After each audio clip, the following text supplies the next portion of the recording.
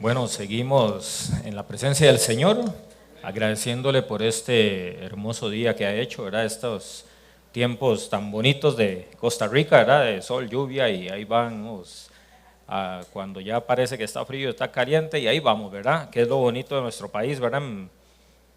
Casi que en 100 metros, ¿verdad? Nos cambia todo ahí. Entonces, agradecerle al Señor por este nuevo día, como les digo, que podemos estar en la casa del Señor y que podemos escuchar la palabra en esta mañana, que espero que realmente podamos aprender y poner en práctica, ¿verdad? Que es lo que les digo yo siempre, porque de nada sirve un mensaje que podamos escuchar si no lo retenemos y por supuesto no lo ponemos en práctica. Eso es como ir a la escuela, al colegio, ¿verdad? Y de ahí pasar por ahí simplemente y no poner en práctica lo que aprendimos en nuestro día a día. Y ahora sí ya es lo que estaba esperando ahí, ya el micrófono lo ajustaron bien, ok. Muy bien, vamos entonces a permanecer así y vamos a hacer nuestra proclama para poner la palabra del Señor en manos de Él. Ya saben que la proclama a mí me cuesta un poquito, ¿verdad? Nada más, es como el himno nacional para mí, pregúntenle a Silvia, ¿verdad? Como dictarle el himno nacional, ¿verdad? No hay forma, ¿verdad? Entonces, vamos a decirlo con voz de trueno todos y dice: Dios ha dispuesto este tiempo para que yo escuche su palabra poderosa. La palabra de Dios es perfecta y convierte mi alma, es fiel y me hace sabio, es recta y alegra mi corazón, es pura y alumbra mis ojos, es verdad y me hace justo, es más deseable que el oro refinado, es más dulce que la miel del panal. La guardaré y la pondré por obra. Cuando Dios habla por su palabra en su templo, calla delante de él toda la tierra. Y nos vamos ahora hacia el Salmo 119, 162, que dice: me alegro en tu palabra como alguien que descubre un gran tesoro. Muy bien, vamos a abrir nuestras Biblias y yo no puedo dejar escapar la oportunidad. Alguien por ahí me hizo una pregunta, pero yo no puedo dejar de escapar la oportunidad, ¿verdad? De que estamos hoy celebrando precisamente el Día del Pastor y que a mí me toca la parte de trabajar con niños y yo no puedo dejar de escapar esa oportunidad de hablar de los niños, aunque ustedes van a ver que la predicación no es exactamente de los niños, pero tiene un nombre así, que habla del niño. Entonces vamos a abrir nuestras Biblias en Mateo capítulo 18 y vamos a leer los versos del 1 al 5. Yo leo en Reina Valera revisión del 60, pueden leer en la versión que ustedes tengan, seguirlo ahí, no hay ningún problema. Yo leo en Reina Valera, como les digo, revisión de 1960. Y cuando lo tengamos, iniciamos. Yo todavía veo y oigo páginas ahí moviéndose, así que vamos a dar un momentito.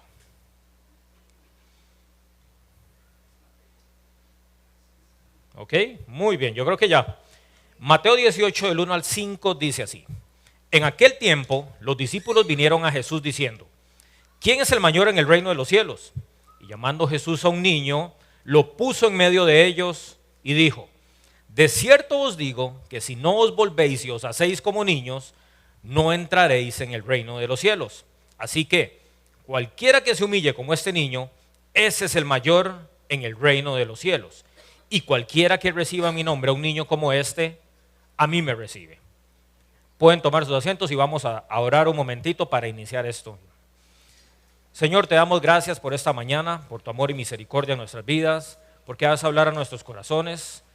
Pon en nosotros sabiduría, pon en nosotros un corazón receptivo que realmente puede aprender de lo que tienes en este momento para aprender. En el nombre de Jesús confiamos en que así va a ser. Amén. Ahora, creo que todos conocemos ampliamente este pasaje, ¿cierto? Lo hemos escuchado, lo hemos leído un montón de veces, muchísimas veces. ¿Verdad que sí? ¿Todos lo conocen? Sí, lo han escuchado. Lo podemos ver en Mateo, lo podemos ver en Marcos, lo podemos ver en Lucas, podemos verlo repetidamente en el Evangelio con algunas similitudes y otras diferencias en uno y otro de los textos. Ahora, yo les digo a ustedes, díganme si no es así, pero no vivimos en una sociedad que admira lo que llamamos la autosuficiencia, valerse por sí mismo, darse un valor por uno mismo. ¿Vivimos en una sociedad así, sí o no? ¿Verdad que sí? ¿Cierto? Desde pequeños, ¿qué nos enseñan? Que tenemos que ser ¿cómo? Fuertes, ¿qué más? Independientes, ¿cierto? Competitivos, autosuficientes, exitosos. ¿Verdad que sí? A todos nos enseñan eso desde pequeñitos. Los que tienen hijos siempre están viendo que su hijo, ¿verdad?, tiene que ser el mejor en todo. Las mejores notas, el mejor deportista, el que habla mejor, el que se desenvuelve mejor, siempre. Y están compitiendo continuamente. Y si otra mamá le dice que mejor es el de ella, sacan las uñas. ¿Verdad que sí? Así es. Y algunos crecen con esa idea.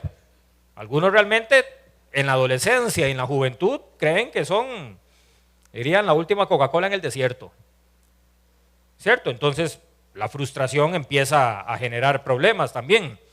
Pero eso mismo que estábamos viendo nosotros, ¿verdad? Donde como la sociedad actual, ¿verdad?, estamos midiendo nuestro valor, qué sé yo, por títulos, pueden ser académicos, puede ser por dinero, puede ser por la apariencia física que tenga usted, puede ser por la posición o el reconocimiento que alcanzamos en algún lugar.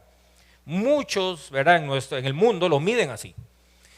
Y eso mismo estaba sucediendo en este momento cuando ustedes ven, los discípulos se acercan a Jesús y piensan exactamente igual como pensamos nosotros, por más que usted diga que no. Yo les digo, no sea hipócrita. Porque muchas veces decimos, no, yo a todos los trato igual.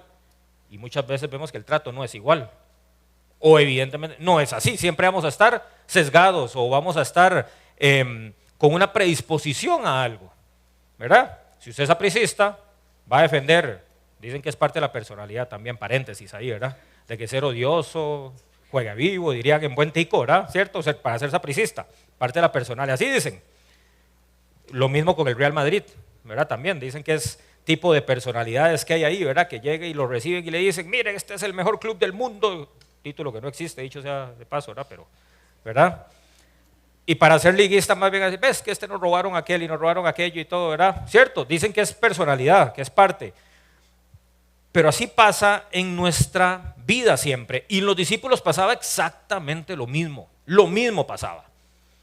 Ellos caminaban con el maestro en ese momento, ahí estaban, y tenían una discusión muy humana, como cualquiera de nosotros. Estábamos discutiendo si es mejor Saprissa, la Liga, Heredia, quien sea, no sé, Inter, ¿verdad? Ahora que vino.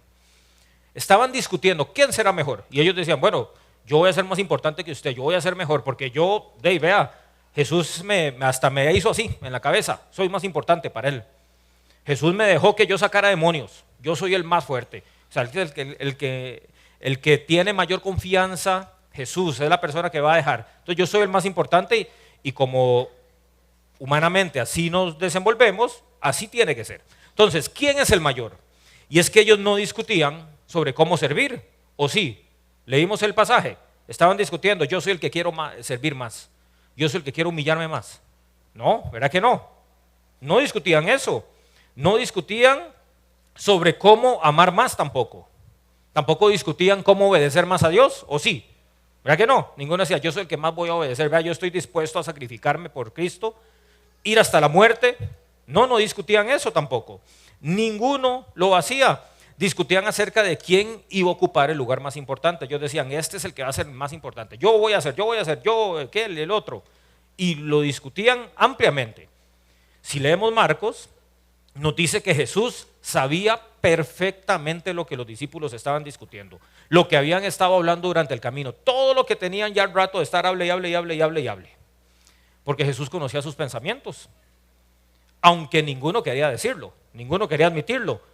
Todos cuando Jesús preguntaba o insinuaba algo, se la capeaban, ¿verdad? Decían, no, yo no he dicho nada, yo solo, algo hay una idea, pero no, yo no estoy pensando en nada de eso. Mi corazón es para Dios, puro para Dios completamente, yo no quiero ningún reconocimiento de nada.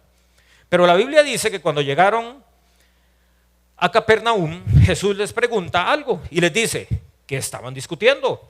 ¿Qué discutían por el camino? Les dice. Y que como niño regañado, ¿qué hacen los discípulos? ¿Se quedaron como? Callados, silencio total. ¿Por qué? Porque sabían que el corazón había quedado expuesto. Sabían que Jesús conocía lo que realmente había en el corazón. No era la discusión, no era el tema de la discusión en sí mismo. Lo superficial de esa discusión era que Jesús ya sabía lo que había en el corazón de ellos. Porque Jesús cuando corrige, no corrige un comportamiento simplemente, ¿verdad?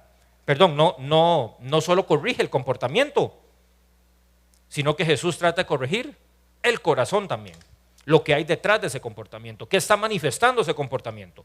Siempre lo hacía así Jesús. El verdadero problema de los discípulos no era lo que hablaban, no era la discusión, el tema como tal. ¿El problema cuál era? ¿Quién sabe? Era el orgullo que había en esa pregunta, el orgullo que había en esa discusión. Cada uno pensaba ser mejor que el otro, cada uno se sentía superior al otro también. Y es ahí cuando sucede algo extraordinario. ¿Por qué extraordinario? Porque Jesús pudo haber hablado ampliamente del poder, pudo haber hablado de las jerarquías, pudo haber dado toda una conferencia de liderazgo, ¿cierto? Descubre el campeón que hay en ti, pudo haber dicho, ¿cierto? Sin hacer alusión a nada, ¿verdad? También. Pero en lugar de hablar acerca de autoridad, acerca de las estructuras del reino, no empezó, veas que aquí están los ángeles, después los arcángeles, querubines, después, no habló nada de eso. Jesús no le interesaba hablar de eso. Jesús más bien lo que agarra es a un niño pequeño, lo agarra y lo trae hacia adelante, lo toma, lo puso en medio de todos aquí, llegó en medio de todos los que sacaban pecho, todos los que andaban encorbatados, los que andaban con la mejor ropa, lo puso en medio de ellos, lo toma. Y solo ustedes imaginen, pescadores, gente conocedora de la palabra del Señor, también gente que había estado con Jesús todos los días, que veían los milagros de Jesús. En ese momento, exactamente 12 hombres adultos completamente, cobradores de impuestos, pescadores, gente que vio milagros increíbles, que vio gente resucitar, que vio multiplicación de alimentos también. Y Jesús los quita a todos. Y pasa un niño, y a ese niño lo pone como el centro de atención. El niño ni entendía lo que pasaba. ¿O creen ustedes que sí?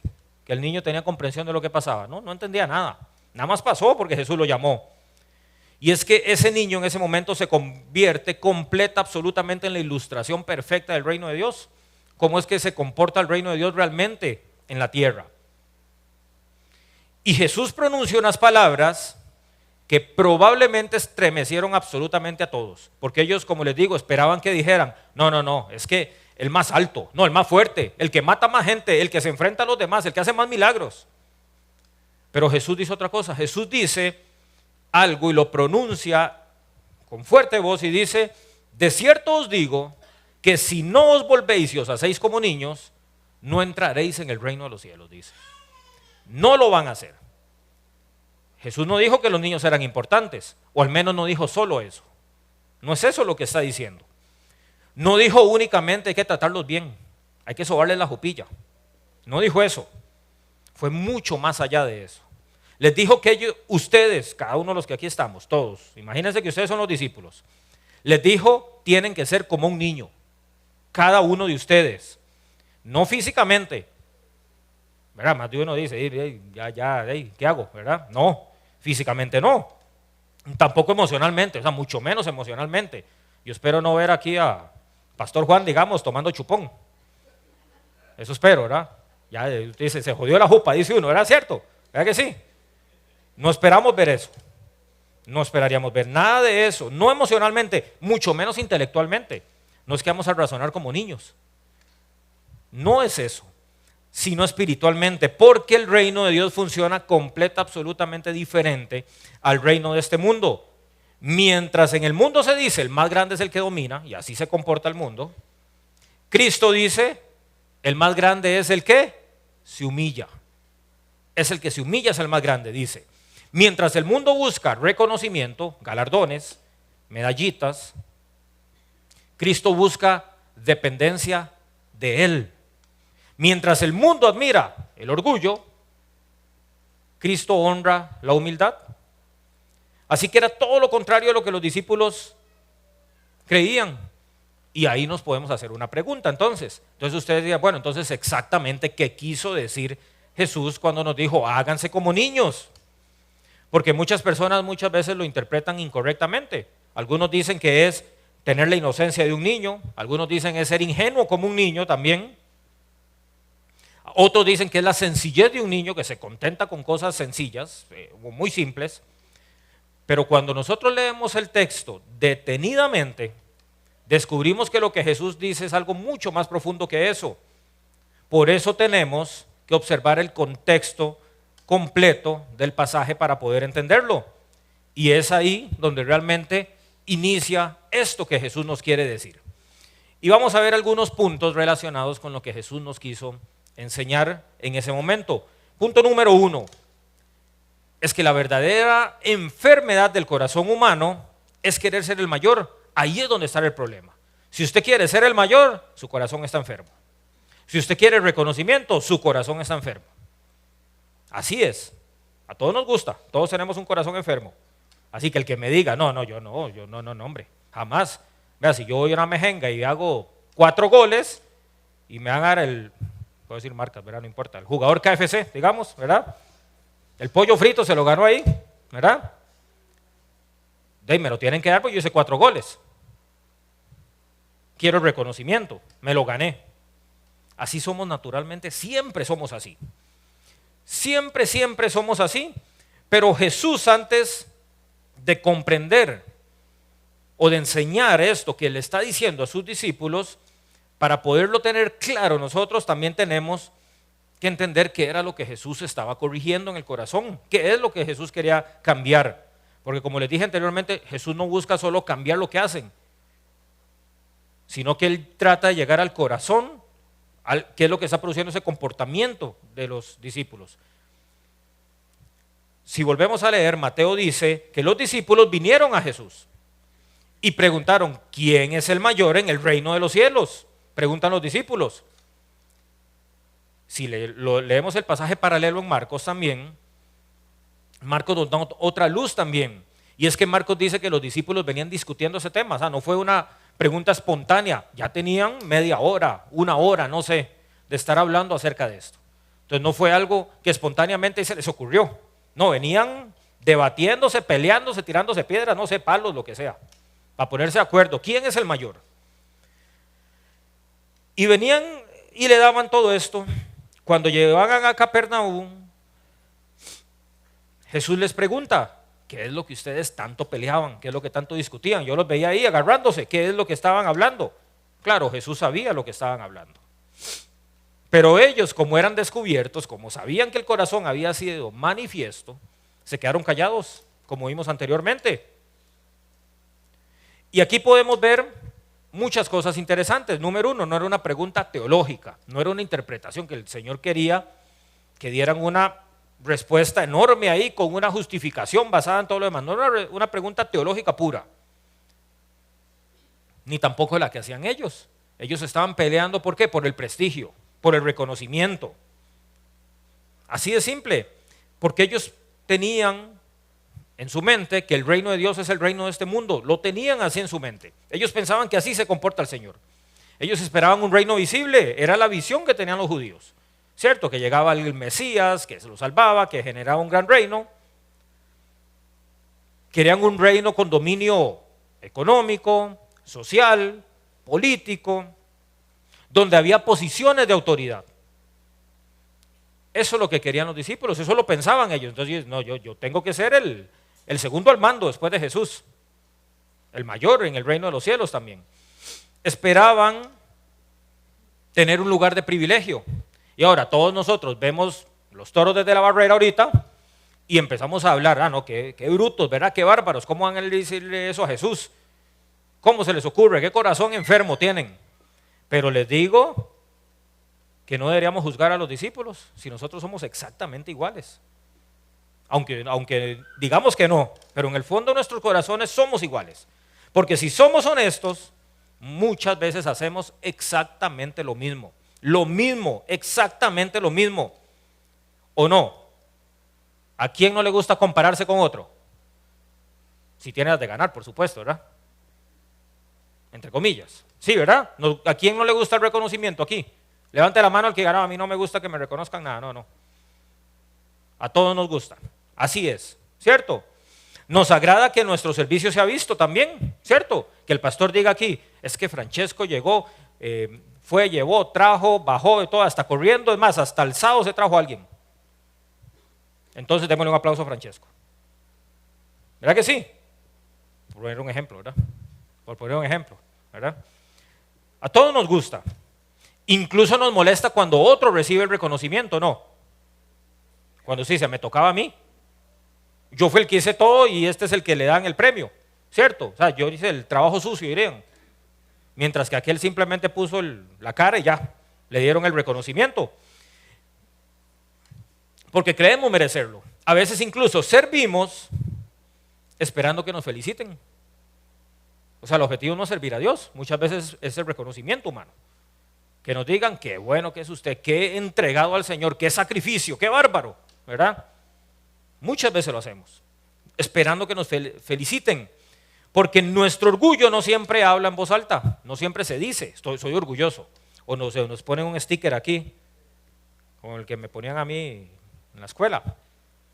Pero era el hora, ¿verdad? El hora el que ponían. Todos los días, pregúntele a Katia, todos los días en el cuaderno había un sello el hora. Antes ponían eso, ¿verdad? Ya los chiquillos de ahora no. Pero antes le ponían un sello de trabajó muy bien, o Lora, que Lora creo que decía como, habla mucho, no deja poner atención, algo así decía. Algo así era que decía también. Y era un sello, ¿verdad? Era un sello bien hecho, no era escrito, ¿verdad? Con un lorillo hablando ahí. Pero muchas veces queremos eso, ¿cierto? Que nos pongan el sello también, pero el sello que trabajó bien. Muchas veces nuestro orgullo habla en silencio. Ustedes saben que el silencio muchas veces habla más que un montón de palabras. Muchísimo. Uno podría decir, pero ¿por qué no me tomaron en cuenta a mí? ¿Por qué escogieron a aquel? Y yo le diría así, con buen tico, ¿a usted qué le importa? En buen tico, ¿verdad? Porque si el Señor así lo quiso, ojo, si es el Señor, ¿verdad? Si ya es algo humanamente ahí que tiene una rencilla, bueno, arreglen sus rencillas primero, ¿verdad? Porque el Señor escoge a quien Él quiere. Y muchas veces al que usted menos cree, al que menos humanamente capacidad tiene. Podríamos decir, yo llevo más años. Alguno podría decir, pues yo tengo más experiencia. ¿Por qué pusieron a liderar tal grupo que está llegando si yo tengo 20 años aquí ya y ya yo me sé el teje y maneje? Podríamos decir. O alguno podría decir, pero yo hago más, yo trabajo más que aquel. Quiero reconocimiento. El orgullo puede esconderse incluso detrás de nuestro servicio, del servicio cristiano, no solo en lo humano, en el servicio también. Calvino decía algo acerca de esto, del orgullo, y es que Calvino definía el orgullo como una enfermedad arraigada, y él decía profundamente en el corazón humano, que pocas veces somos conscientes de él, decía. Eso decía Calvino. Es decir, que el orgullo no nos damos cuenta que somos orgullosos. No nos damos cuenta, o sea, pensamos que estamos bien. Y los discípulos no eran hombres malos, ¿o sí? ¿Será que Jesús escogió a 12 malos? Uno que ya estaba escrito. No eran hombres malos. Era gente sincera, era gente que había dejado su trabajo, era gente que seguía a Cristo de corazón, dejó todo botado. ¿Verdad que sí? Así lo hicieron. No era gente mala. Pero Jesús necesitaba transformar la manera de pensar de los discípulos. Aquí es donde está la enseñanza mayor de este pasaje. Porque el Señor no solamente salva, sino que también transforma la vida. No es que usted es salvo y sigo siendo igual, me comporto igual. Usted no es salvo. Así. Alguien realmente salvo transforma su forma de vivir completamente. Romanos 12:2 dice, no os conforméis a qué, a este siglo, a estos tiempos, a este momento, a cómo se comporta la carne, el mundo, sino transformaos por medio de la renovación de vuestro entendimiento, dice Pablo. Y es que la conversión cambia completamente nuestras prioridades, nos cambia todo. Lo que antes pensábamos que era importante, llega a ser insignificante en nuestras vidas. Y lo que antes era insignificante pasa a ser prioritario e importante, porque en el reino de Dios el éxito o lo bueno no se mide por cuántas personas nos sirven, todo lo contrario, se mide por cómo reflejamos a Cristo, cómo servimos nosotros. Y precisamente esto es lo que Jesús buscaba destruir esa idea, ese pensamiento que tenían los discípulos desde el punto de vista humano. Jesús quería destruirlo en este momento. Por eso trae a un niño. Y ustedes dirían, a un niño, muy bonito. Todos amamos a los niños. Al más de uno levantará la mano y dirá, no, yo, déjelos de largo, yo de lejos, pero hasta ahí, ¿verdad? También. Punto número 2. Jesús coloca a un niño. Y el versículo lo dice así. Dice, llamando Jesús a un niño, llamando Jesús a un niño, lo puso en medio de ellos. Aquí, imagínense ustedes, aquí puso un niño en el puro centro. Todos decían aquí, ¿quién va a ser el más importante? ¿Quién va a tomar las riendas? Todo. Y Jesús trae a un niño. Y probablemente más de uno decía, está loco, ¿cómo se le ocurre? ¿Qué capacidad puede tener ese niño? Solo imaginen esa escena. Los discípulos que esperaban una explicación teológica complicada. Sí. Esperaban ahí todo, ¿verdad? Ir a los idiomas aquí, que allá, y que vamos a ir a desmenuzar el Antiguo Testamento y aquí y allá. Probablemente esperaban una respuesta basada en la ley mosaica, en la ley de Moisés. Quizá una comparación entre Abraham, no sé, entre Moisés otra vez, o entre David, haciendo alegorías y haciendo metáforas con ellos también. Pero Jesús llama a un pequeño, un niño, eso es lo que llama. No llamó a un sacerdote, no llamó a un levita, no llamó a un rey tampoco, no llamó a un fariseo, no llamó a un escriba, no llamó a nadie de ellos. Es más, para rematar, ni siquiera llamó a uno de los discípulos, ni siquiera. Que ellos probablemente decían, no, yo soy el que me lo merezco. Yo me lo merezco, yo he estado aquí, mire, lluvia, sol, con hambre, con comida, aquí he estado. Pero no los llama a ellos tampoco. Jesús no los llama a ellos. Llama a la persona que era la más insignificante culturalmente hablando en esos tiempos, la que no valía nada, entre comillas, no tenía valor para nada. Y aquí tenemos que entender bien ese contexto histórico. Hoy tenemos niños y los cuidamos muchísimo, ¿verdad que sí? O sea, tenemos un montón de estructuras gubernamentales y fuera también ONGs que cuidan mucho a los niños, muchísimo. Los hay ministerios infantiles, hay leyes claras, ¿verdad? Hay convenciones internacionales que protegen a los niños, hay escuelas, hay hospitales especializados en niños también, hay muchísimo. Pero en el siglo I, en la época de Jesús, era otra cosa. Eso no existía. No era así como se movía el contexto o que se movía la sociedad en esos momentos. Los niños eran amados por su familia, sí, pero como dice el dicho, ¿verdad? Con el zorrito, ¿se acuerdan? ¿Lo han oído? Sí, ¿verdad? Lo han escuchado todos, ¿verdad? Sí, los que no, ahí se los cuentan igual. Pero digamos, usted ama a sus niños y así era la sociedad, es decir, las mamás querían mucho a sus hijos, los papás, dependiendo, ¿verdad? Pues los papás del contexto era mano de obra o su elegido, o lo llevaban o lo que sea, ¿verdad? También. Pero hasta ahí. Es decir, el niño ajeno no era apreciado por nadie. Así de simple. O sea, ese no es mi hijo, ese yo no lo quiero. No me importa, no tiene ningún valor, no aporta a la familia, no trabaja, no hace nada, estorba más bien. Entonces la realidad era muy diferente. No tenían derechos los niños tampoco, civiles no los tenían, nada. Nada. Si el papá había hecho algo, que era el líder de la casa en ese contexto, esposa, hijo, iban en la guinda también. No tenían derechos, no había, no existían. No había prestigio, no podían aportar económicamente, nada. Dependían 100% de los adultos, completamente. Ni siquiera eran considerados desde los grupos importantes de la sociedad. No se tomaban en cuenta, así de simple. No existían para la sociedad, salvo para sus mamás y papás, nada más. Por eso cuando Jesús da esta ilustración, está rompiendo un paradigma enorme. Porque Jesús dice, ¿quieren saber quién es grande? Vean a lo que el mundo considera pequeño. A lo que el mundo no le da importancia. Ese es el grande en el reino de los cielos. Entonces yo le diría, vean la diferencia como piensa Dios a como pensamos nosotros. Es un abismo de diferencia, completamente. Una enorme distancia. Isaías ya lo había anunciado también. Isaías decía que mis pensamientos no son vuestros pensamientos, dice, ni sus caminos son los míos. Así lo decía Isaías también. Y es que Dios constantemente toma lo que el mundo desprecia, lo que el mundo no quiere, para avergonzar a lo que el mundo sí quiere, a lo que el mundo ama, a lo que el mundo pone en gloria, a lo que el mundo considera grande. Dios escogió pastores para derrotar gigantes. ¿Lo recuerdan bien? ¿Sí? Cuando todos se escondían de miedo, donde Goliat salía y temblaban y se iban a las tiendas de campaña. Escoge pescadores para cambiar el mundo. Los estamos viendo aquí.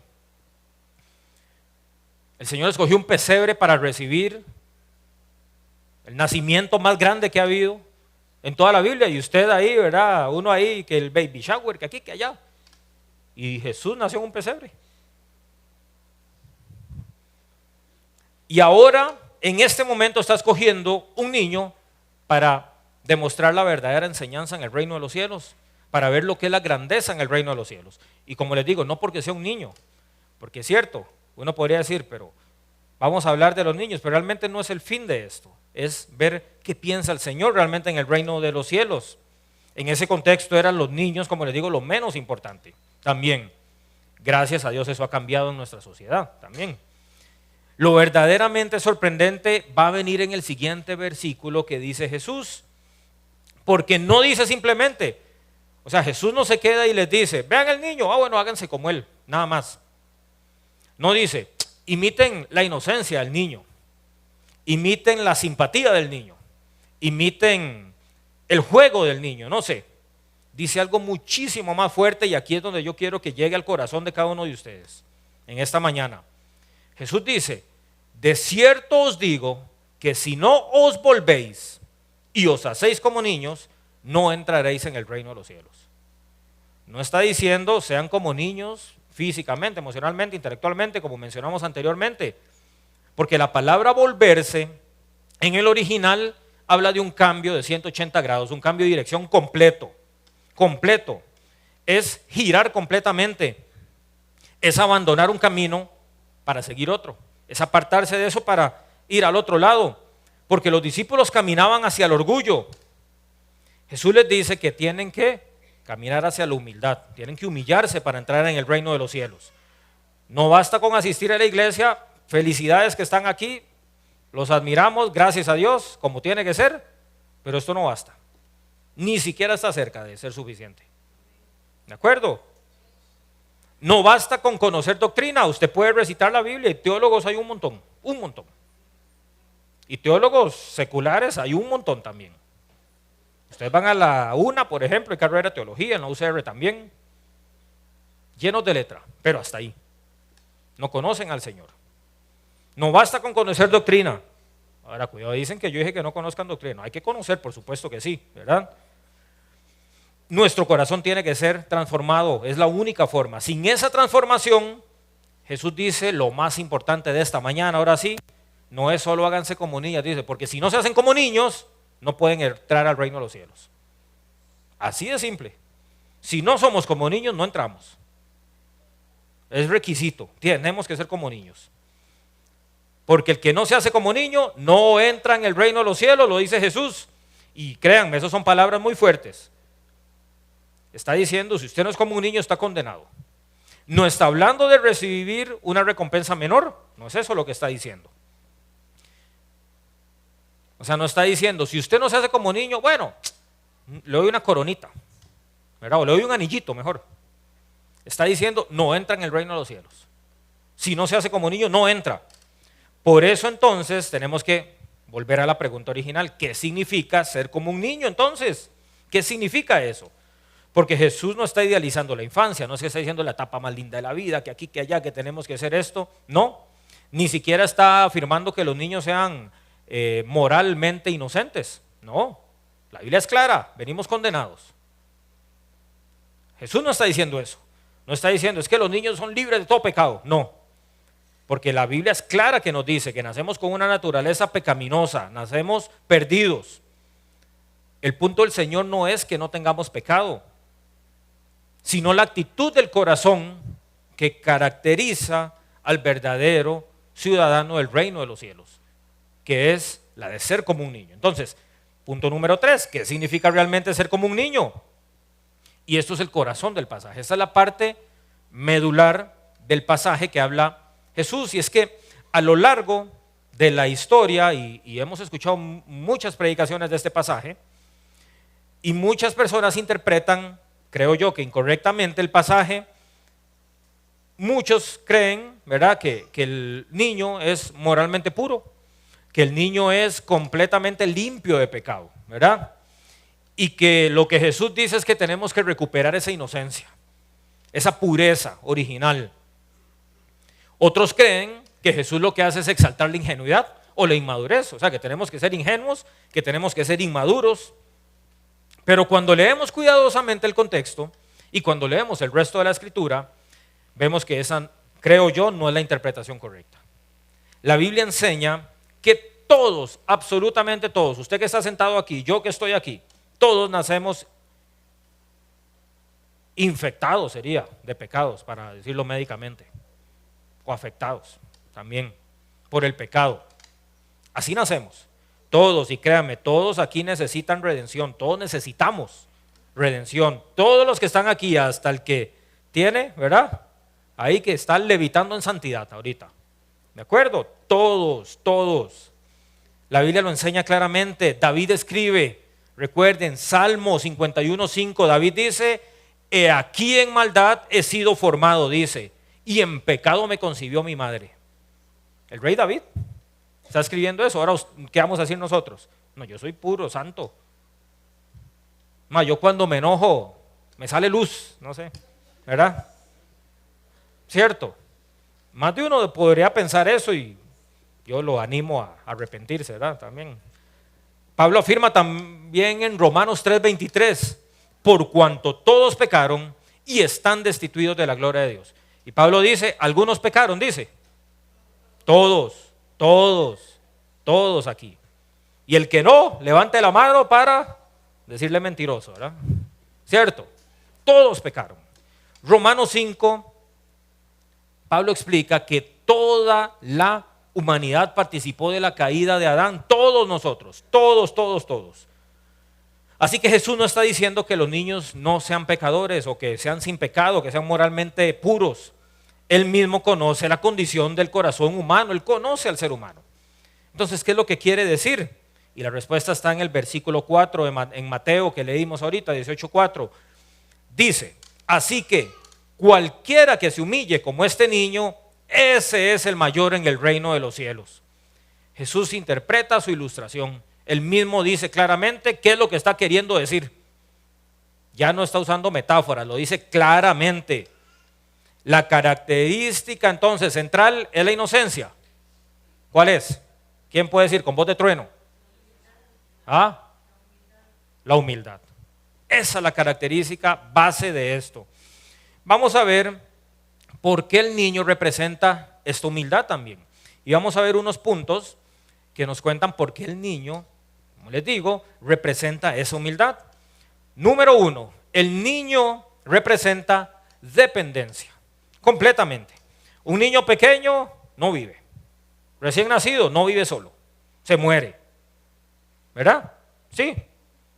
O alguno vio a alguno que se haya levantado y empieza a caminar y todo. Y le hable a uno y le diga, quiero tal, voy a para la pulpería, voy a ir a trabajar. Dice, ¿verdad? Algo está raro aquí, ¿cierto? No pasa eso. Un niño pequeño vive completamente dependiente, inicialmente de su madre, de su padre también. No produce su alimento, no puede protegerse solo, no puede sostener su propia vida. Hay que evitar que se muera los primeros meses y si son hombres los primeros años también, ¿verdad? Que no se maten, esos también. Las mujeres algunas también, pero en promedio los hombres son más inquietos. Depende de sus padres 100%, absolutamente. Así llega un pecador a Cristo. Así llegamos cada uno de nosotros a Cristo, dependiendo 100% de Él, sin méritos. Ninguno llegó con méritos a Cristo. O alguno llegó a decir, Señor, perdóname porque me lo merezco. Merezco su perdón. Mire, yo hago buenas obras, yo llevo a lavar a los indigentes, a bañarlos, les doy comidita, los dejo calientitos, les corto hasta las uñas, ¿verdad? Por si alguien se ofrece también. Y mire, como les digo yo, si alguien llega y me dice alguna mala crianza, yo le contesto siempre, Dios lo bendiga, hermanito. Entonces me merezco la salvación. Ninguno llegó así, creo yo. Ninguno llega diciendo, Señor, vea mi currículum, aquí está, tome. Mire, licenciado en pecado, no sé, ¿verdad? Máster en vulgaridades. Tome, perdóneme porque aquí me lo gané. Ninguno, ¿verdad? No, ninguno llega y pone un currículum ante el Señor a decirle, me lo merezco. Llegamos siempre con manos vacías completamente. Reconocemos que no podemos salvarnos, que necesitamos gracia, y la gracia no tiene precio, que necesitamos misericordia, que necesitamos un Salvador. Eso es lo que Jesús está enseñando. Jesús está enseñando que entrar al reino de los cielos comienza cuando dejamos de confiar en ¿quién? En nosotros mismos, en nosotros. Ya no basta nada de eso, porque en toda nuestra vida tratamos de ser autosuficientes, desde pequeñitos. Tratamos de creer que nosotros sí lo podemos. Nos dicen, vea, usted puede lograrlo todo, esfuércese, crea en usted mismo, usted puede. Usted es el dueño de su destino. Pero el Evangelio dice completamente lo contrario. El Evangelio dice que tenemos que reconocer que no podemos salvarnos. Jesús está diciendo, si usted quiere entrar en el reino de los cielos, no es que se haga un niño, deje de ser autosuficiente. Dese cuenta que depende del Señor. Y deje de andar buscando mérito también. Deje de andar buscando reconocimiento. Todo esto también. Deje de andar buscando medallas. ¿Para qué? Pues hacemos como los egipcios, que se enterraban con sus tesoros. ¿Y para qué? Para que los descubran los arqueólogos después y los tengan exhibidos en un museo. Número 3, el niño representa confianza también. Hay otra característica que es evidente en un niño sano también, que es cuando un padre extiende las manos, el chiquillo sale corriendo y lo agarra, ¿cierto? Corre hacia él. Chiquillo no calcula si se va a caer, si el papá se va a quitar, nada, confía ciegamente en el Señor, en el papá, en ese caso, la mamá. No se pone a hacer análisis filosóficos, ni físicos, ni matemáticos, ¿verdad que no? Empieza a decir caída libre, si me caigo de aquí a aquí, ¿verdad? 9.8 metros por segundo al cuadrado y calcule, ¿verdad? Más la fuerza, más el peso, significa un buen golpe. ¿No? ¿O sí? ¿Han visto algún niño que empieza a hacer eso? No. Confía ciegamente en el papá o en la mamá, y no porque sea ingenuo, sino porque confía en el carácter de su papá y su mamá, sabe que no lo van a dejar caer. Saben que así va a ser. De igual manera nuestra fe tiene que ser así. La fe cristiana no es una credulidad ciega, no es que caminamos ahí a lo tonto, nada más, a ver, no sé ni por qué creo, pero ahí voy. No, nuestra fe descansa en el carácter revelado, el carácter de Dios que fue revelado en Cristo cuando vino y que la Escritura nos lo dice continuamente. Recuerden Hebreos lo que dice, que sin fe es imposible agradar a Dios, tenemos que tener fe para hacerlo. Y es que la salvación nunca ha sido por inteligencia, que yo sepa nadie, no existe eso, no ha sido por prestigio tampoco, por capacidad, no, siempre ha sido por gracia recibida por fe, y esa fe es muestra de esa confianza sencilla, humilde que tenemos que tener, o que vemos en un niño cuando se deja tirar a los brazos de su papá, de un tobogán, no sé, o de un pasamanos, por ejemplo, de una mesa. Punto número 4. El niño también representa ausencia de pretensiones. Yo no veo a ningún niño obsesionado con tener una imagen pública, ¿verdad? Digamos popular, ¿verdad que no? Ningún niño, uno no lo ve al niño ahí como, ay, yo quiero ser aquí y allá con esto, no están preocupados por aparentar éxito, ¿o sí? Ven a un niño que quiere verse exitoso, como el mundo lo dice, estresado por eso. Un niño aquí llega, usted lo pone y se pone a bailar al frente de todo el mundo aquí, ¿cierto? Se pone a bailar y se va tranquilo y contento. Pega un grito y no le importa si está el pastor hablando, por ejemplo. No le avergüenza. No piensa, me van a ver esto, y si todo el mundo lo vuelve a ver, sigue. Está en su mundo de carros o en su mundo de muñecas, lo que sea, jugando, y él sigue. No está viendo cómo lo miden los demás. Pero con el tiempo aprendemos a usar máscaras. ¿Sí? Algunos más bonitas, otras menos, ¿verdad? También. Ya, así es la vida, dice. Pero aprendemos a usar máscaras. Aprendemos a aparentar. Aprendemos a esconder nuestras debilidades. Ya el talento de baile se pierde, ¿verdad? Mucha gente. O de canto. O de hablar con todo mundo, no sé. O la imaginación se va. Pero delante de Dios ninguna máscara funciona, ninguna. El Señor ve a través de esa máscara. Hebreos lo vuelve a decir, dice, no hay cosa creada que no sea manifiesta en su presencia. Antes bien, todas las cosas están desnudas y abiertas a los ojos de aquel a quien tenemos que dar cuenta, dice el autor de Hebreos. Entonces Dios no busca personas que lo impresionen. Eso no es lo que busca Dios. Dios busca corazones rendidos.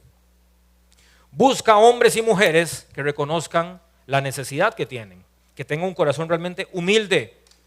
Por eso es que Jesús no puso un rey en medio de los discípulos. No puso un sacerdote tampoco. No puso un escriba, no puso un fariseo, puso un niño. Porque el reino de Dios, les tengo una noticia, creo yo que buena, y es que no pertenece a quien cree merecerlo. Pertenece a los que reconocen que necesitan realmente la gracia de Dios. A esos es a los que pertenece el reino.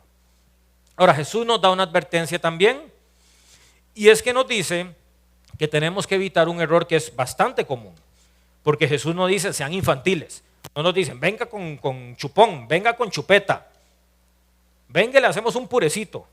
No, Pablo es claro, Pablo le dice, hermanos, no sean como niños en su modo de pensar, dice, sino que sean maduros en el modo de pensar, dice Pablo.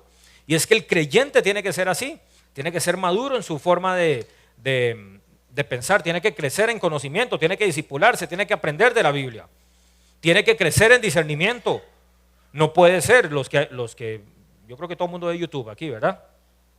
Sí, tiene que ser una plataforma más masculina, probablemente más los hombres que las mujeres, 80-20 más o menos andan como ven la plataforma. YouTube es más los hombres, pero entonces les digo a los hombres, estoy casi seguro que ven YouTube, y dependiendo de lo que vean, van a ver unos reportajes, o dependiendo de lo que usted vea, pero van a encontrarse reportajes de un ministerio en el Caribe que está agarrando ingenuo a todo el mundo, haciendo muchísimo dinero, ¿verdad? Y dicho sea de paso, eso aplica igual para Costa Rica, para el resto de América también, porque esa es la misma historia, solo que con otros actores.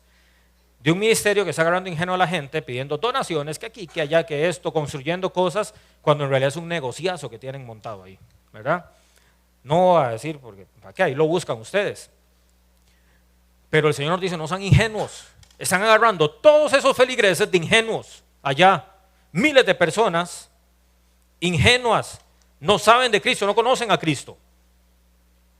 Lo que no tenemos que perder nunca, ciertamente, ¿verdad?, es nuestra dependencia en humildad que nos ayuda en los primeros pasos con Cristo. Eso es lo que no hay que perder. Pero no es que tengamos que ser niños en doctrina, niños en discernimiento, niños en santidad, no. Es un corazón humilde, rendido a Dios. Es comenzar a creer que necesitamos a Cristo como desde el primer día todavía.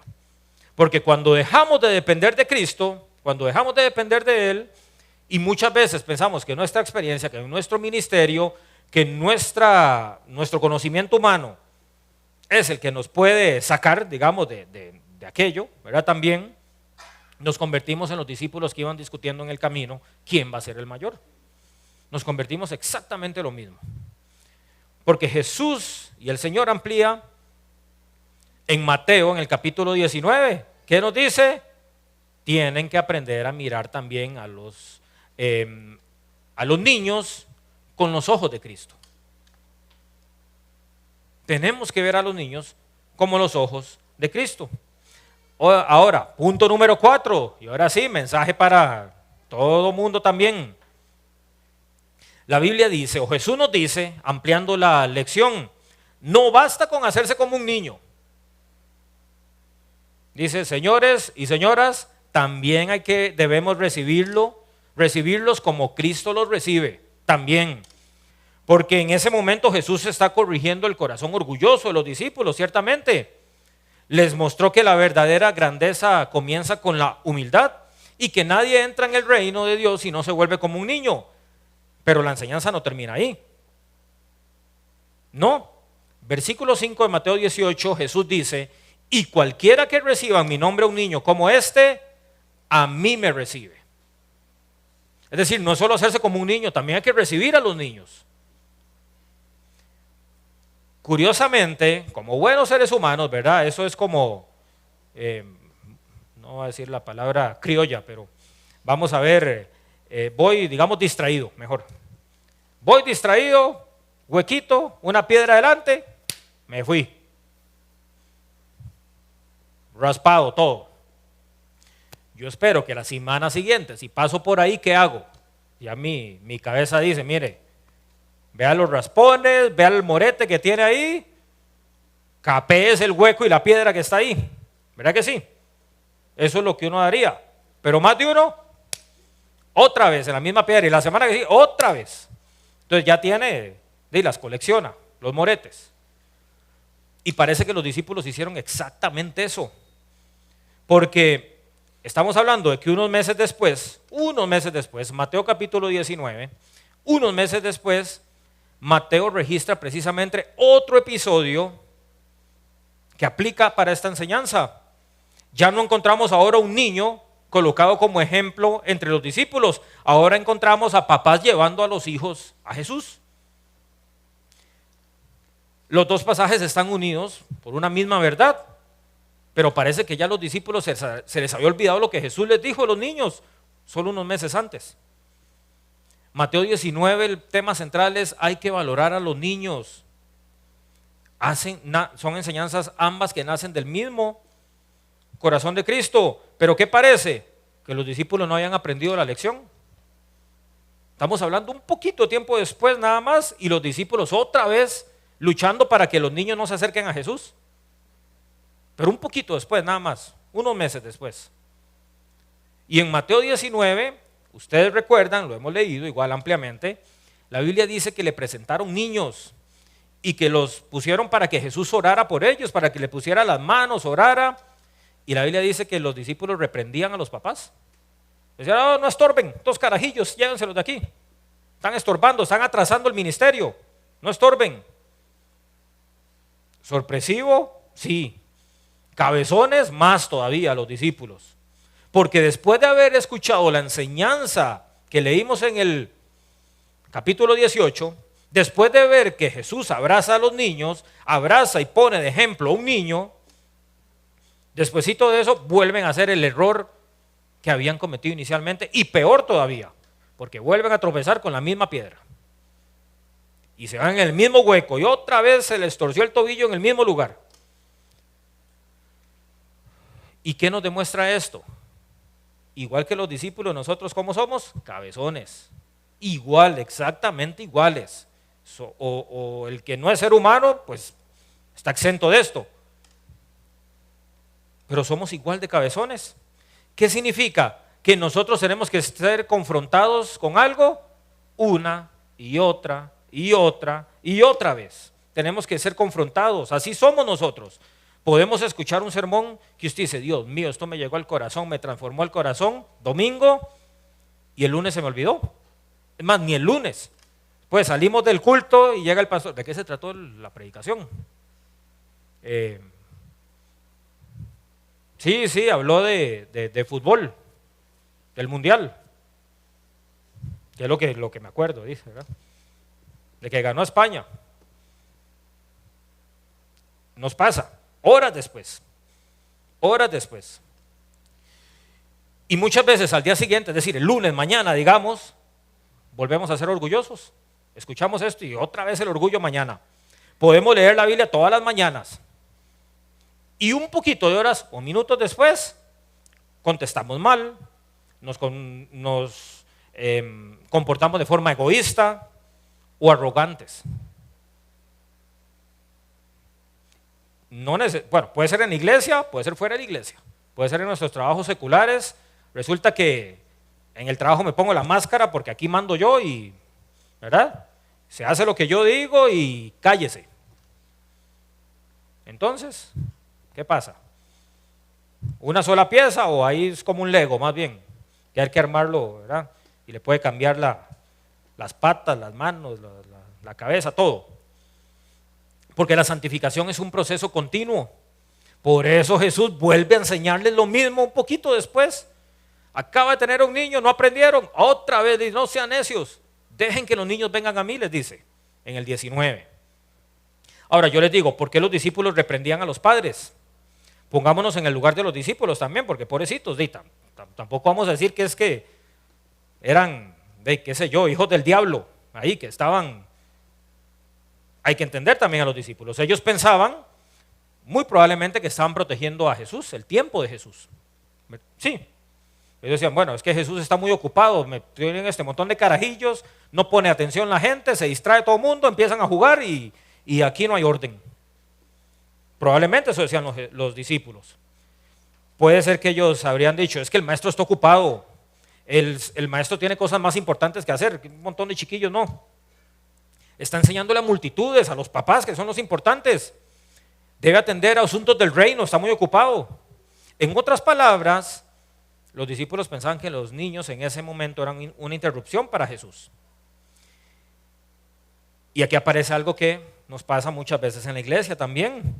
Porque muchas veces pensamos, y ahora sí, aquí se habló de los niños específicamente, muchas veces pensamos que lo importante son los adultos. Pensamos que las reuniones que importan, salones de conferencia, el que puede, no sé, multiplicar con doctrina tal o cual cosa es con los adultos precisamente. Que las decisiones importantes se toman en comités con adultos. Que el ministerio importante ocurre aquí, en el púlpito. Muchas veces pensamos eso. Y muchas veces pensamos que el maestro de escuela dominical lo que está enseñando es cromos y motora fina y eso.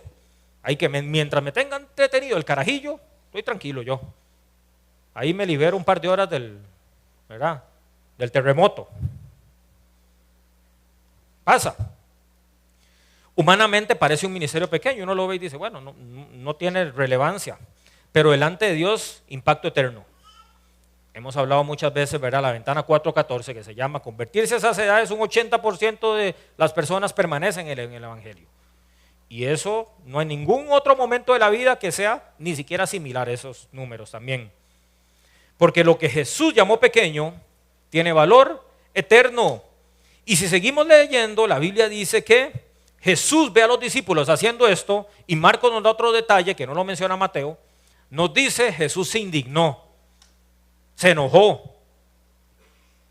Dice que Jesús vio que los discípulos los quitaban y se indignó. No encontramos muchas veces que Jesús haya hecho esto, se haya indignado en algo. ¿Por qué? Porque estaban alejando a quienes él quería recibir. Jesús quería recibir a los niños. Los discípulos creían estar defendiendo a Cristo, tenían una buena intención probablemente, pero en realidad estaban estorbando la misión de Cristo, se estaban convirtiendo en un estorbo, en una piedra de tropiezo. Eso es una advertencia también para nosotros como iglesia. No tenemos que ser piedra de tropiezo para estos niños físicos y espirituales también. Podemos construir programas, podemos organizar actividades, podemos administrar presupuestos, diseñar ministerios, todo lo que quiera. Pero tenemos que facilitar que las personas sencillas, el más insignificante, entre comillas, a los ojos del hombre, pueda ser llevado a Cristo, se acerque a Cristo. Que eso era lo que Jesús quería y que los discípulos estaban impidiendo en ese momento. Jesús dice, dejen a los niños que vengan a mí, no se lo impidan, porque de los tales es el reino de los cielos. No dice simplemente, déjenlos tranquilos, no los molesten. Dice, déjenlos venir. Cristo siempre llama a que las personas vayan hacia Él. Jesús decía, recordemos también, vengan todos los que están trabajados y cargados, y yo les voy a dar descanso, decía Jesús. Jesús también dijo, el que a mí viene, lo echo fuera, dijo. ¿Qué dijo? No lo echo fuera, no lo echo fuera, no lo despacho, no lo mando para otro lado. Porque toda la vida nuestra en el cristianismo consiste en acercarnos continuamente a Jesús, a Cristo. Y esto comienza desde la infancia terrenal también. Como les dije, no significa que un niño sea automáticamente salvo. No está ni cerca de ser algo así. La Biblia enseña claramente que tenemos que arrepentirnos y creer en el Evangelio. Pero sí significa que no tenemos que considerar nunca a un niño demasiado pequeño para empezar a crecer en la fe en Cristo. Entonces, es que este no entiende. No, todavía no entiende. Cuando llegue el momento le enseñamos. No, desde el momento que sale de la panza de la mamá, ahí empezamos. Es responsabilidad también de los padres, no de la iglesia, ¿verdad? Por si acaso. Tenemos que exponer a la palabra del Señor continuamente a nuestros hijos, completa y absolutamente, siempre. Porque los primeros años de un niño es un regalo que no vuelve y que buenísimo. Quisiéramos muchas veces detener ese tiempo, pero pasa, humanamente va a pasar todo esto. Ustedes saben, ¿verdad?, que yo soy papá de 2 chiquillos muy diferentes. El mayor, ustedes ven, habla con todo el mundo. Ahí ya la adolescencia le está dando feo, pero es parte, ¿verdad? También, ¿ya? Se imagina todo, sociable, creativo, legos, armas, lo que sea, ¿verdad? Ahí le hace un mundo completo de legos. Puede pasar el día entero en eso, ¿verdad? Muchas veces a mí chiquitillo era, papá juguemos aquí, y era todo el día, ¿verdad? Dele, ¿verdad? Y muchas veces tuve que capiármelo. No voy a mentir, porque es la verdad, o que estoy cansado, o le decía ahora no sé, o tengo que trabajar algo. Porque uno, todo nos pasa, creo, pero uno como las labores de uno, yo continuamente tengo que estar trabajando en la casa, mucho. Y con el paso de los años, uno entiende que ese tiempo no va a volver también. El chiquitillo, ustedes ya saben, ¿verdad? Ese es arriesgado, medio miedoso, pero arriesgado también. Se subían todo, vea, me tocaban el timbre de la casa diciendo que había un chiquillo guindando las verjas con 8 meses, y era él guindando las verjas con 8 meses encima del sillón, en el respaldar del sillón, y se subía a las verjas ahí se quedaba. Terrible, ¿verdad? Y enojón, peleón, todo, ¿verdad? Ya ustedes lo conocen bien, ¿verdad? También inquieto desde el embarazo, también le encanta correr, grandes distancias, le encanta, no se cansa con nada, es verdad, completamente distintos. Sin embargo, hay algo en común, y es que los dos han sido entregados por Dios a nosotros, a mi esposa y a mí. No son nuestros, son del Señor. Eso hay que tenerlo bien claro, no nos pertenecen, son del Señor. Y se van a ir porque así es la vida. Solo somos administradores durante unos pocos años, y es que esto debe ser una verdad que cambie nuestra perspectiva hacia nuestros hijos.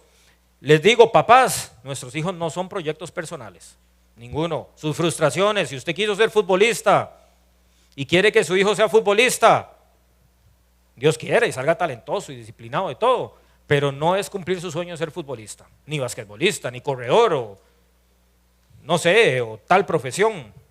No es para cumplir sus sueños, sus hijos. No tiene que ser así. No son proyectos personales, no son extensiones de nuestro ego, no son para cumplir nuestros sueños frustrados tampoco. Son almas eternas creadas a la imagen de Dios, y la responsabilidad que tenemos es enorme. No es darle la mejor educación, si podemos, muy bien, pero no es esa. No es darle la mejor profesión tampoco, ni generarlos físicamente activos, que coman bien. Todo eso es valioso, está bien, pero ninguna de esas cosas tiene valor eterno si nunca conocen a Cristo. Es nuestro deber enseñarles esto. Deuteronomio 6, un pasaje que me encanta a mí. No dice, háblele solo cuando vayan al templo, dice. No dice, háblele cuando tenga tiempo. No, dice, usted les va a hablar día y noche. Les va a pegar los pasajes de la Biblia en el cuarto, en la frente, en el pelo. Ya viene uno más de uno ahí, ¿verdad? ¿Verdad? Jesús lloró aquí. ¿Verdad? Van a tener y los van a repetir día y noche. Porque la enseñanza espiritual no ocurre solo acá en este momento, ni en la escuela bíblica abajo. No es ahí. Ocurre cuando comemos, cuando viajamos en automóvil o en bus o en lo que sea, cuando vamos a dormir, momentos antes de eso, cuando caminamos, cuando jugamos, cuando corregimos. Todos los escenarios de nuestra vida tienen que ser ejemplo de esto. Y es que cuando los papás le llevan los hijos a Jesús, los papás sabían que ellos no podían salvar a sus hijos, pero sabían que sí podían llevarlos a Jesús. Y eso es exactamente lo que tenemos que hacer nosotros también. Y lo tenemos que hacer como papás, pero también como iglesia. Llevar al niño ese que bíblicamente hablando. Y es nuestra mayor responsabilidad, es la mayor responsabilidad que tenemos que tener. Ahora, les pregunto yo a ustedes, ¿será que nosotros podemos estorbar que los niños vengan a Cristo? ¿Será que podemos generar eso? Sí podemos. No debemos, pero sí podemos hacerlo. ¿Cómo? Jesús dice, déjenlos, no estorben, déjenlos que vengan a mí. No se lo impidan, no se lo impidan, le dice. Es decir, consciente o inconscientemente podemos ser un estorbo para los niños también. Y esto aplica para toda la iglesia, a los abuelos, maestros, líderes, pastores, a cada uno que está sentado aquí también. Entonces, ¿cómo podemos evitar que un niño venga a Cristo? Número 1, cuando no les hablamos de Cristo, ¿cómo van a hablar y cómo van a arrepentirse de algo que no escuchan? No hay forma. No pueden hacerlo. Es la forma más común. Romanos dice, la fe viene por el oír y el oír la palabra de Dios. Nadie puede creer en aquel de quien nunca escuchó. Los niños no pueden conocer el evangelio por generación espontánea. No pueden. O sea que solito llegó y una revelación. No. Necesitan escucharlo. Alguien tiene que hablarles de Cristo. Necesitan escuchar una y otra y otra y otra vez de la cruz de Cristo, del perdón, de la resurrección, del amor de Dios. Y muchas veces caemos en que esperamos mucho, esperamos como cierta madurez de ese niño para hablar formalmente de todo esto. A veces decimos, cuando tenga 10 años, cuando tenga 12, cuando tenga 18, cuando tenga 30, cuando tenga 40, 50. Y no llegó eso. La Biblia enseña que tenemos que hacerlo lo antes posible, desde que nace el niño. Como les dije, Deuteronomio 6 dice, escriba, hable todo el día de esto. En Timoteo dice que Timoteo conocía las escrituras desde niño, que había sido enseñado desde la niñez. No sabemos exactamente cuándo es que el Espíritu Santo produce ese cambio en una persona. Solo Dios sabe cuándo es ese momento. Pero sí sabemos que es nuestra responsabilidad hacerlo, sembrar la palabra todos los días, sin cansarnos. Número 2, si vivimos un cristianismo hipócrita, somos un estorbo también. Los niños repiten lo que ven. Es así de simple. Usted puede decir misa, pero el ejemplo habla muchísimo más. Podemos decir Dios es amor, pero después los tratamos con desprecio. Podemos decir la Biblia es importante, pero nunca leemos la Biblia. Podemos decir perdonen, pero estamos llenos de resentimiento también, de rencor. Necesitan padres auténticos, de una sola pieza también. Número 3, cuando reemplazamos a Cristo por actividades también. Todos pasamos muy ocupados en nuestros trabajos, nuestras actividades, de todo. Yo tengo no sé cuántos, ya ni sé cuántos, pero tengo como 5 trabajos, más o menos. Yo no sé ni cuántos, la verdad, ya. Pero vea, les voy a decir algunos, vea, Senare, Links, la UCR, estoy en varias clínicas ahí, que son 1, 2, 3, 4, son como 7 trabajos entonces, aunque ustedes no lo crean. O sea, lo que les digo es que uno pasa ocupado siempre. Siempre. Si usted busca el momento de estar desocupado, eso no aparece nunca. No existe ese momento. Pasamos ocupados continuamente y reemplazamos. Tenemos, y también hay chiquillos que los tienen en deporte, en natación, en computación, en karate, en academias, en competencias, todo. Y uno dice, ¿qué lugar ocupa Cristo en la vida de ellos también? Usted puede ser que llene de agenda, o sea, la agenda del chiquillo la llene con un montón de actividades, pero nunca están con Cristo. Nunca. Igual nosotros. Nuestros hijos van a pasar la eternidad no con deporte, no con academia, no con computación, sino con lo que aprendieron de Cristo. Les aseguro que las medallas que pueden ganar en lo que sea, no les van a ser útiles en la eternidad. Se los aseguro completamente. Los campeonatos, las calificaciones, la profesión, todo eso se acaba.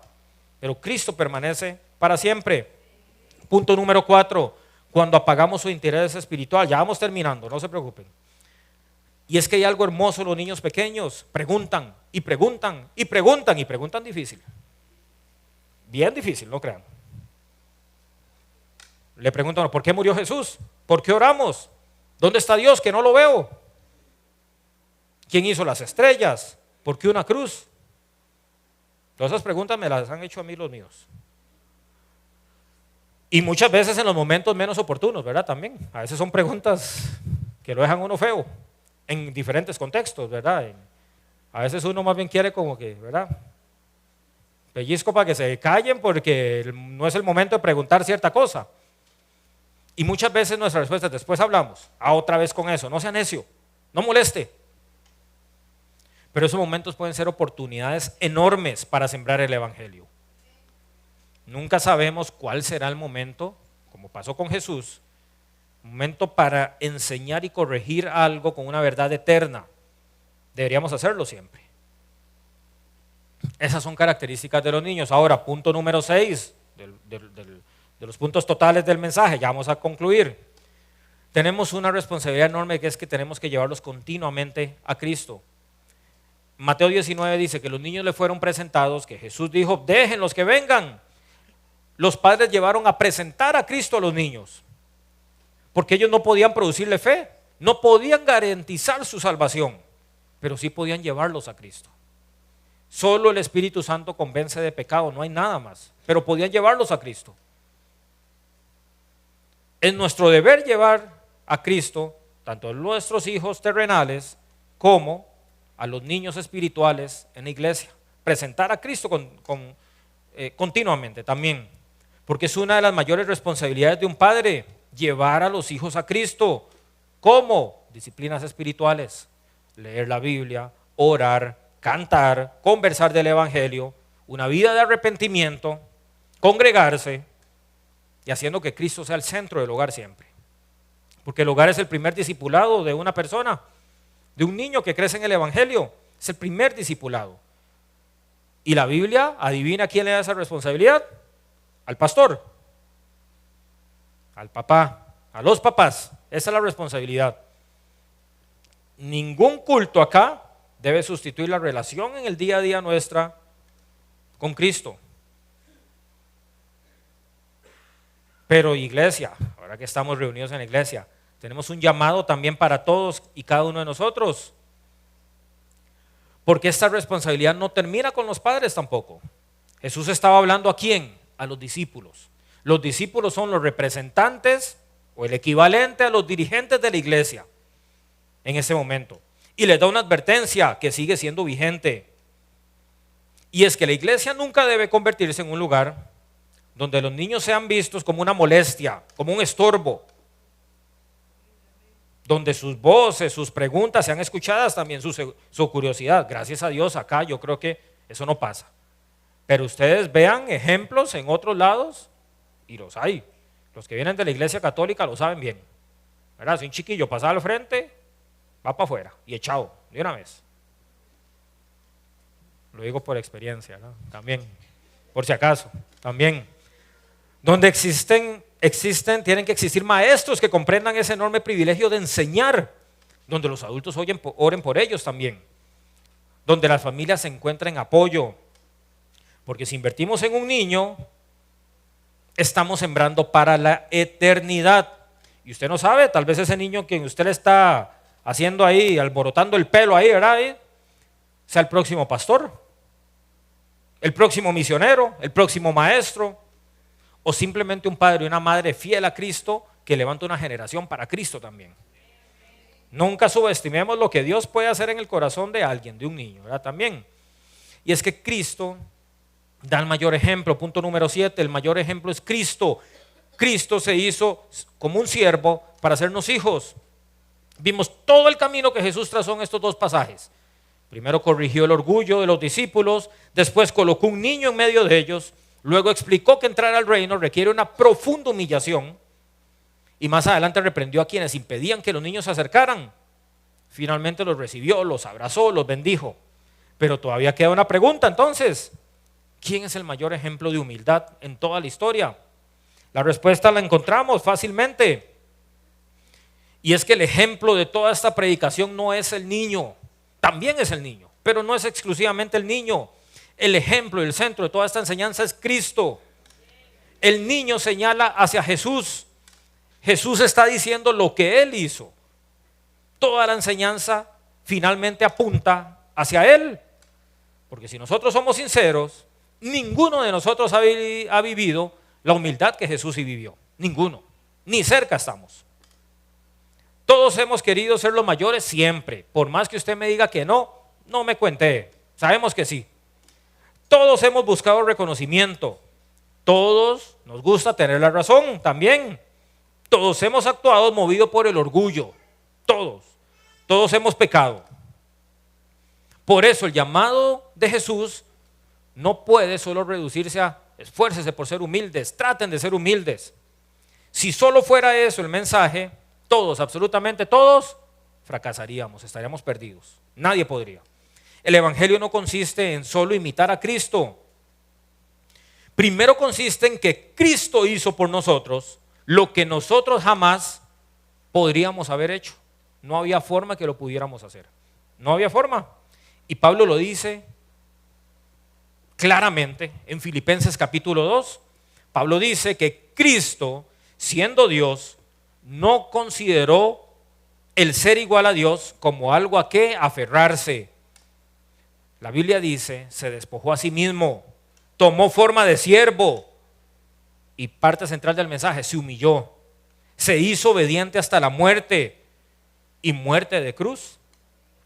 Mientras los discípulos discutían quién iba a ser el mayor, Jesús caminaba a Jerusalén hacia el Calvario a entregar su vida, a humillarse a lo sumo, muerte de cruz, y los demás discutiendo cuál era el mayor, cuál iba a ser el más importante.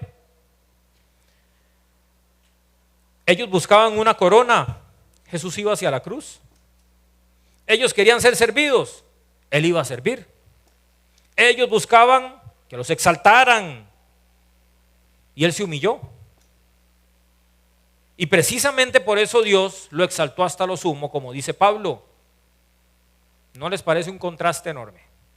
El Señor a quien adoramos humillándose y nosotros queriendo exaltarnos. Porque la verdadera grandeza no consiste en subir, sino en descender por amor a los demás. Así fue Cristo. Cristo lo hizo así. Y ya para concluir, ahora sí en serio, quisiera que volviéramos otra vez al comienzo.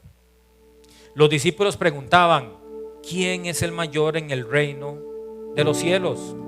Ellos esperaban escuchar un nombre, Pablo. Bueno, Pablo no estaba Pablo en ese momento, mentira. No, y si escuchaban Pablo, se iban más bien patas para arriba, ¿verdad? Juan, Pedro, Mateo, Judas, escuchaban oír un nombre. O incluso tal vez hasta Moisés, puede ser que tal vez Moisés, Abraham, David. Pero Jesús no respondió con un nombre. Jesús respondió colocando un niño en medio. Y cuando lo hizo cambió para siempre nuestra manera de entender la grandeza. La grandeza del reino no consiste en ocupar el primer lugar. No es eso. Consiste en ¿qué? En parecerse a Cristo. No consiste en ser admirados. No es admirarnos, no es que nos vean los demás. consiste en servir, no consiste en ser reconocidos, sino en humillarse delante de Dios. No consiste en construir nuestro propio reino, consiste en vivir para el reino de Dios. Y finalmente, cuando comprendemos que el niño nunca fue el héroe de esta historia, vamos a entender el mensaje que realmente hay aquí. El héroe o el personaje principal siempre fue Cristo. Él recibió a los pequeños, Él recibió a los pecadores, Él recibió a todos los que el mundo menospreciaba. Él murió por orgullosos como por humildes también. Él resucitó para dar una nueva vida a todos y cada uno de los que aquí estamos. Y hoy sigue diciendo exactamente lo mismo que dijo en ese momento. Dice: vengan a mí, dejen los que vengan a mí. No dice: vengan cuando sean buenos, vengan cuando sean perfectos. No, dice: vengan vengan en este momento como estén, como ustedes estén. No cuando hayan resuelto su vida, si se puede resolver. Simplemente dice: vengan, vengan. Y el que venga con la humildad de un niño va a ser recibido. El que reconozca que no puede ofrecer nada, que no tiene nada que dar, cero, el Señor lo va a aceptar. Jamás va a ser rechazado, porque el mismo Señor prometió: al que a mí viene, no le echo fuera, se queda conmigo. Que Dios nos conceda un corazón humilde para acercarnos diariamente a Dios y ser como niños.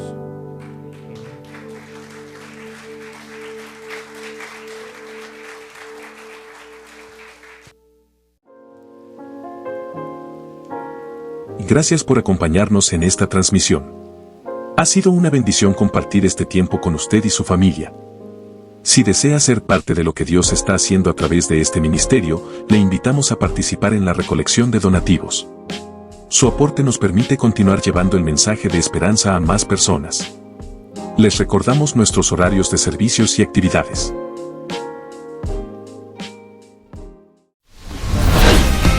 Gracias por compartir con nosotros hoy. En el nombre de Jesús, proclamamos sobre ti y tu familia: Jehová te bendiga y te guarde. Jehová haga resplandecer su rostro sobre ti y tenga de ti misericordia. Jehová alce sobre ti su rostro y ponga en ti paz. Feliz y bendecida semana en Cristo.